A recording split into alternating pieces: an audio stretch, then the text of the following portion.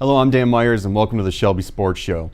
Let's kick the show off with girls basketball. A key matchup in the MAC White as the second place Utica Chieftains look to fend off the third place Sterling Heights Stallions back in January.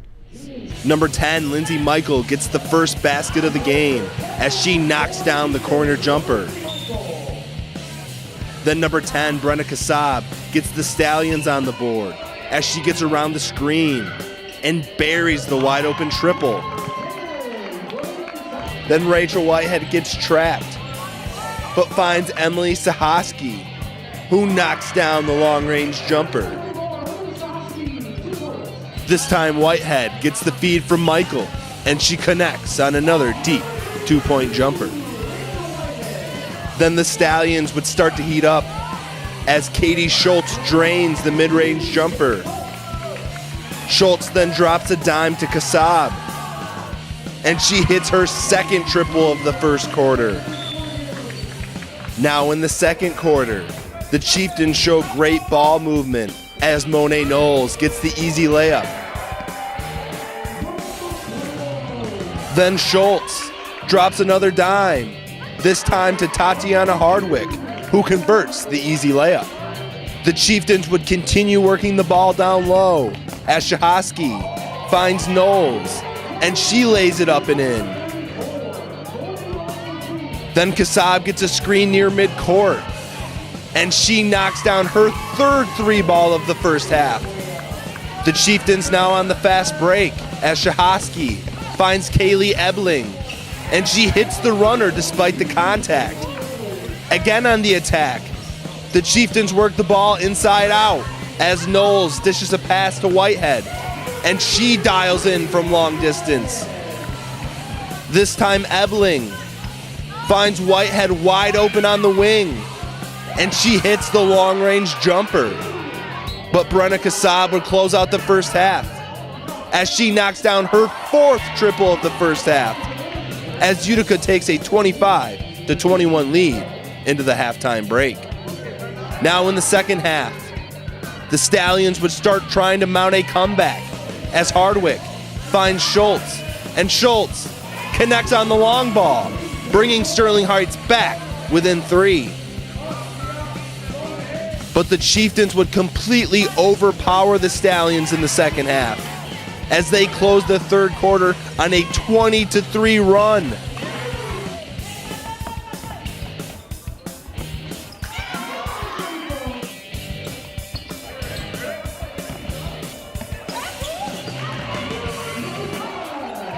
And Utica would eventually go on to win from a final score of 60-40.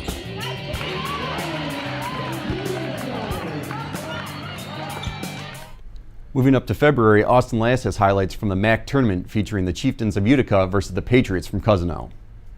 Girls basketball MAC tournament action as the 9-8 Utica Chieftains look to get a statement win against the 2016 state champion Warren Cousino Patriots. The Patriots would get the scoring started early and often as number 23 Kate MacArthur finds number 21 Olivia Joliffe for the easy layup. Then number 12 Kennedy Gazowski sends a pass to MacArthur, and she dials in from long distance. And MacArthur would knock down another triple, this time as she gets the assist from number 11 Mackenzie Cook.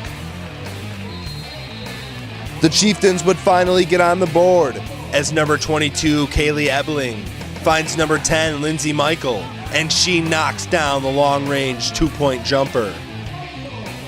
The Patriots would turn good defense into good offense as this steal leads to an easy Mackenzie Cook layup. Then Michael sends a half-court pass to number 11 Maya Narouche, and she lays it up and in. MacArthur draws the double team, leaving number 25 Rachel Adewusi wide open, and she lays it up and in as the Patriots would take a 16-5 lead into the second quarter. Now in the second quarter, the Chieftains would start to chip away at the lead as number 34 Emily Sahoski splits the defense and drains the mid-range runner. Then Kaylee Ebling pulls up from the charity stripe, and she knocks down the jumper. Ebling again on the attack as she blows by her defender and lays it up and in. Then Cook puts her defender Lindsay Michael on skates, and she buries the pull-up jumper. This time Cook gets the assist from number 4, Kendall Homick, and she gets the hoop and the harm as she would go to the line and convert the 4-point play. And MacArthur would close out the first half in style as she hits the 3 ball at the buzzer, and her third of the first half, as Cousino would take a 33-12 lead into the halftime break. But the Chieftains would come roaring back in the second half as Shahoski finds Michael wide open in the corner, and she connects from long distance. Then Ebling gets through the double team, and she banks it off the glass and in. Rachel Whitehead working down low, and she hits the turnaround jumper. Ebling would then find Taylor Nichols, who gets her first basket of the game, as the Chieftains cut the lead to 12 heading into the fourth quarter. The Chieftains would continue to chip into the lead in the fourth quarter as they worked the ball around the perimeter, and Ebling drives to the basket and gets the hoop and the harm as the Chieftains cut the lead into single digits. Now working the ball into the post as Shahoski finds Monet Knowles, and she lays it up and in. Now Knowles at the charity stripe, and she misses the front end of the 1-and-1, but she gets her own rebound and puts it back up and in, cutting the lead to 5. But it would be too little too late as the Warren Cousino Patriots go on to win from a final score of 54-45. Staying with girls basketball, we now send it to Andrew Shelsky, where the Eisenhower girls had a statement game of their own. MAC Red-White Tournament as Eisenhower takes on Port Huron Northern in girls basketball. Sammy Klink cleaning up the boards for the Port Huron Northern Huskies. The Huskies started out the game on an 11-0 run, which included this fast break bucket by Sarah Wright. Now Sammy Klink raining down another 3. Eisenhower finally getting on the board with this jumper from Olivia Stack. Addie Adair for the Huskies. And Eisenhower trail at the end of 1, 15-6. Second quarter, Lauren DeBow with this long 2-pointer. She was Eagles' top scorer with 21. Madeline Kosnick with 2 of her 7. Rallying back from a big deficit, Paige Montreal ties up the score at 22. Olivia Stack with this 2-pointer. Brings us to the halftime score, 24-22, Eisenhower leads. Paige Montreal muscles her way into the paint and throws up this runner.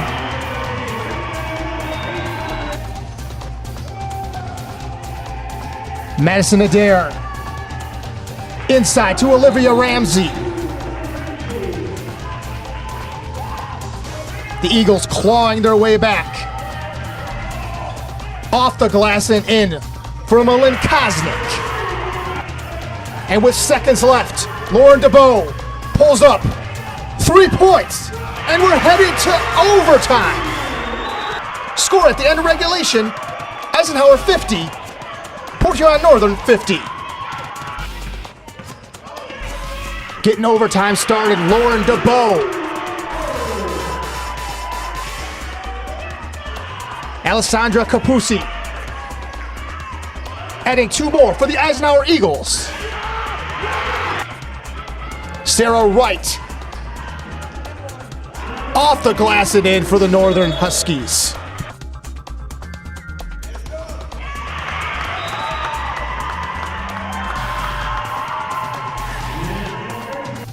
and the Eisenhower girls would put this game away on their free throw shooting. Final score, Eisenhower 57, Port Huron Northern 53.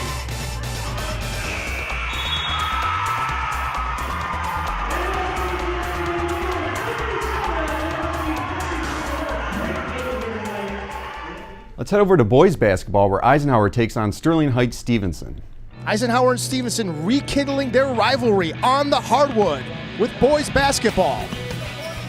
Jerry Wilson for the Stevenson Titans getting things started with this 3 points. But Eisenhower answers right back with this fast break bucket by Garrett Robson. Johnny Jackeye posting up for 2 of his 9 on the night. Stevenson pulling ahead. Maverick Gilliard, fadeaway jumper. He had 19.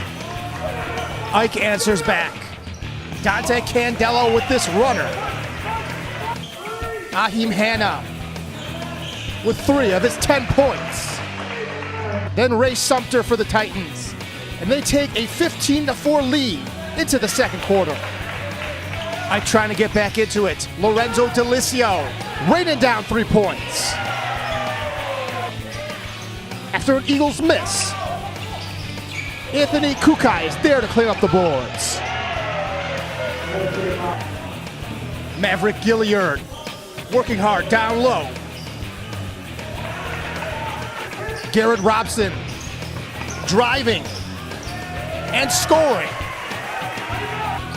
Ahim Hanna stealing and scoring. Bringing us to halftime, Stevenson leading 28-13. Eisenhower chipping away at that Titan armor. Garrett Robson for 3. Then another triple by Billy Krempa. He was Eisenhower's top scorer with 15. Nice dish by Garrett Robson to Billy Krempa again. You know who wasn't having any of that? Maverick Gilliard slamming it down. Dante Candela pitching in for the Eagles. Lorenzo Delicio finally pulling up and draining the 2 points. And Eisenhower cuts the lead to 38-30. Eisenhower making their comeback. Cameron Marion. Then tying it up at 36. Dante Candela. Coast to coast. Ahim Hanna rated down 3 points. Steve Stevenson back in the lead. Then Dante Candela getting them within 3. And no one could stop Maverick Gilliard. The bucket and the foul. Brandon Matrina lengthening the lead to 7 for Stevenson. Long 3-pointer for Billy Krempa. Eisenhower still in the game, down by 2. Dante Candela. Count it! Johnny Jackeye. Now Stevenson's up by 4, and Stevenson will put it away on free throws. Final score, Stevenson Titans 55, Eisenhower Eagles 48. Coming up, we move on to boys basketball and then head over to the ice to check out some local teams in action. You're up. There's an old saying, you can never have too many officials. The age of the average official is 52 and getting older all the time. We're constantly recruiting new people, younger people to join us.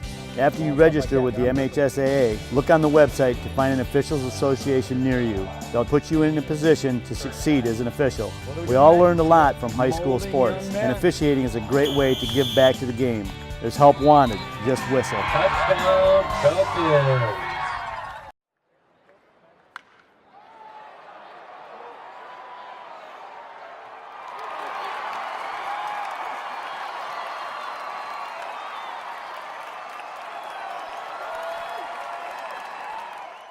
National forests are essential to life, majestic and grand.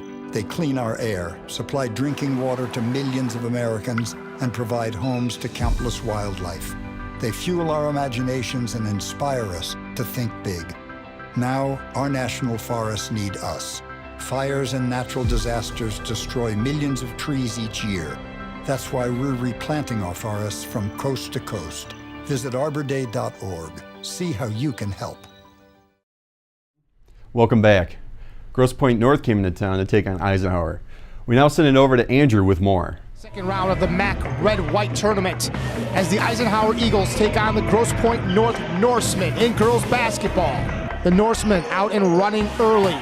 Josephine Charavino. Lauren DeBow. Ball rattling around the iron and finally falls. An easy 2 points for Christina Breaker.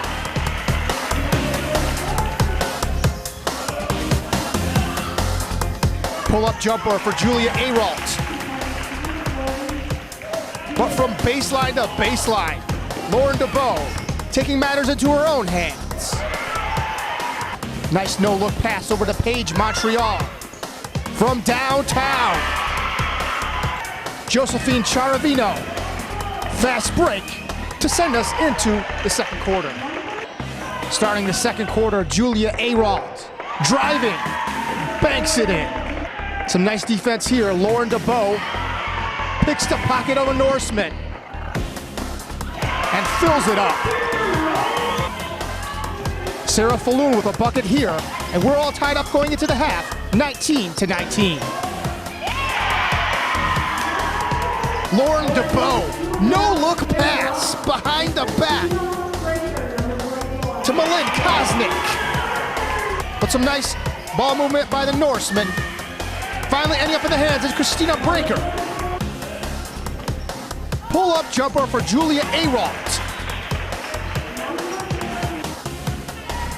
Evelyn Zacharias from three-lane.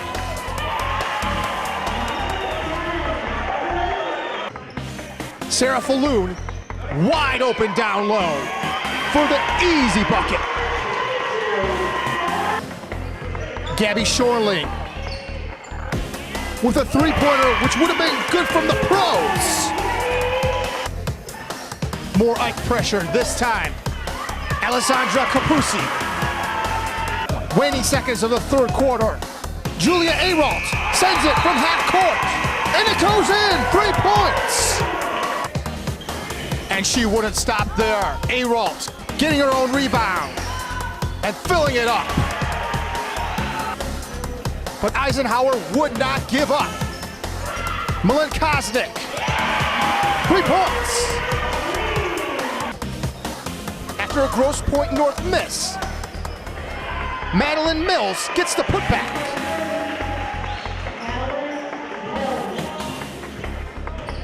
Paige Montreal driving and scoring.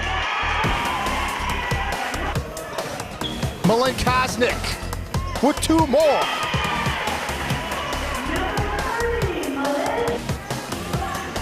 But Julia Aralt and the Grosse Pointe North Norsemen were just too much for the Eagles. Final score, Grosse Pointe North 53, Eisenhower 44. Let's head over to the ice. Now that the regular season is over and the playoffs have officially started, let's check out some highlights of the Macomb MAC Hockey Showcase back in January. We kick things off with Eisenhower versus Grosse Pointe South. The MAC Hockey Showcase as the 10-2-1 Eisenhower Eagles take on the visiting 3-8 Grosse Pointe South Blue Devils. Grosse Pointe South would open up the scoring in the first period as number 6 Connor McKenna finds the puck out front and he buries a backhander, putting the Blue Devils up 1-0. Number 15, Justin Heillig, would try to knot up the score before the end of the first period, but goalie Will Strickler makes the flashy glove save. Now in the second period, number 47, Keegan Spitz draws the tripping penalty, but somehow keeps the puck alive to number 23, Garrett Benoit, and Benoit puts a wrist shot in the back of the net, giving the Blue Devils a 2-0 lead.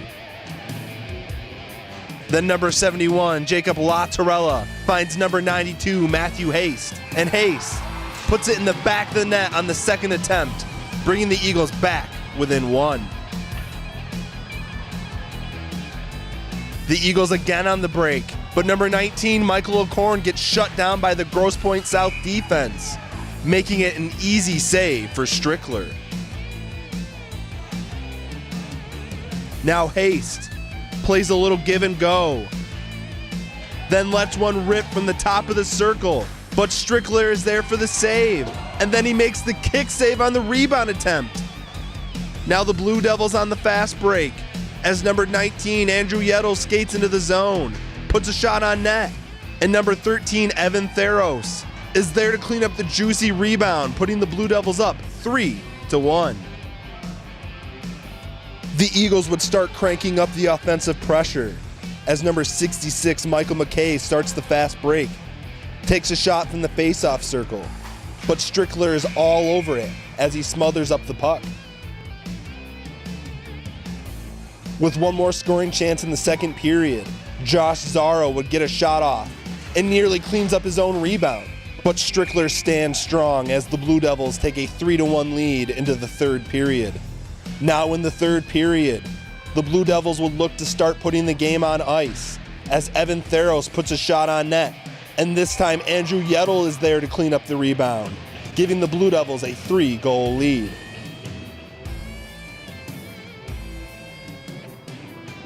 But Matthew Haste wouldn't let the Eagles go down without a fight as he gets the slick assist from Latorella, and he would not be denied as he cuts the lead down to 2. But the Blue Devils would respond as number 16, Scott Miller, gets the pass and scores on the one-timer, putting the Blue Devils back up by 3. This time Haste finds Latorella out front, and he puts it home, bringing the Eagles back within 2.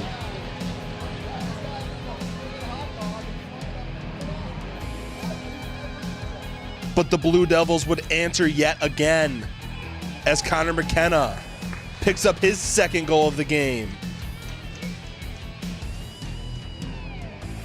And the Eagles would get one more goal in the closing minutes off this high stick, but it would be too little too late as Grosse Pointe South takes home the 6-4 victory. Staying with the MAC Showcase, we check out Utica in action, where they battled the Panthers of DeWitt. Second game of the MAC Showcase. Utica taking on DeWitt St. John's. Max Hartwell for the Utica Chieftains. Wristing it from just inside the blue line. And a blocker saved by Jacob Piros. Slap shot for Cameron Van Tegum. And a rebound, Brett Jimerson. Ilya Barabanov for DeWitt St. John's. The big check right here. Jacob Kearney trying to go 5-hole, but denied. Max Hartwell with a chance right here for the Utica Chieftains. But a nice glove save. Ilya Barbanov and Wyatt Zach collide, sending each other flying. Back of the net. Ilya Barbanov centers it to Cameron Van Tegum. In the back of the net. And DeWitt St. John's are leading 1-0. Cameron Van Tegum into the zone. And Drew Moon makes it 2-0 DeWitt. Jacob Kearney with some nice stick handling here, but just can't get it past Jacob Piros. Now Kearney takes matters into his own hand. From center ice, past the blue line, and in the back of the net. Utica still trails 2-1. Utica trying to tie it up, Wyatt Zach, but just sent wide. Kearney again trying to get his second. Rebound out front, but DeWitt St. John's clears the puck. And at the other end, Ilya Barabanov goes top shelf and lengthens their lead to 3-1. Derek Hamp with a shot on goal. Brett Jimerson can't put it in the back of the net. Moving to the third period. Long outlet pass for Wyatt Zach. Slap shot from the circle. Alex Larson is there for the rebound and makes it 3-2. Utica desperately trying to send this into overtime. Max Hartwell denied and sent out of the zone. But luck wasn't on the Chieftains' side. Nail in the coffin. David Locker bringing us to our final score. DeWitt St. John's 4, Utica Chieftains 2.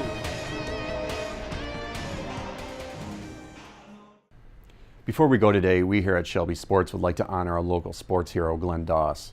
He was a Utica High School graduate and was a star athlete for their football team. After high school, Doss joined the Detroit Police Department. When asked why he became an officer, he said he wanted to make Detroit a better place. Tragically, he was killed in the line of duty this past month at the age of 25, where he leaves a 9-month-old son and a girlfriend. A GoFundMe is available. The link is located at the bottom of the screen. From everyone here at Shelby TV, we'd like to say thank you for your service and sacrifice, Officer Doss.